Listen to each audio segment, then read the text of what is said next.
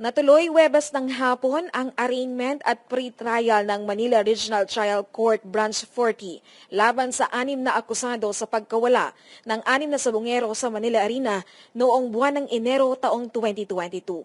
Sila ay nahaharap sa 6 na bilang ng kasong kidnapping at serious illegal detention. Online ang ginawang pagharap ng mga akusado at naghain ng mga ito ng not guilty plea ayon sa DOJ National Prosecution Services. Nagsumite din ang mga ito ng petition for bail para sa kanilang pansamantalang paglaya. Sa October 10, 12 at November 6 ang schedule ng trial kung saan magpipresenta ang prosekusyon ng mga ebidensya.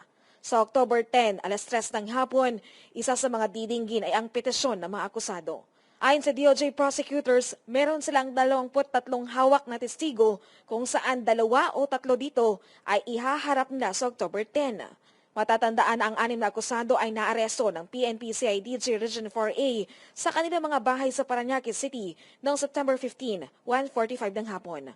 Ang 6 na ito ay mga security personnel sa Manila Arena at kinilala ng PNP na sina Julie Padidongon alias Dondon, 45 years old, Mark Carlos Sabala, 29 years old, Roberto Matiliano Jr., 54 years old, John Lee Consolacion, 33 years old, Virgilio Bayog, 44 years old, at si Glir Codilla alias Glir Codilla.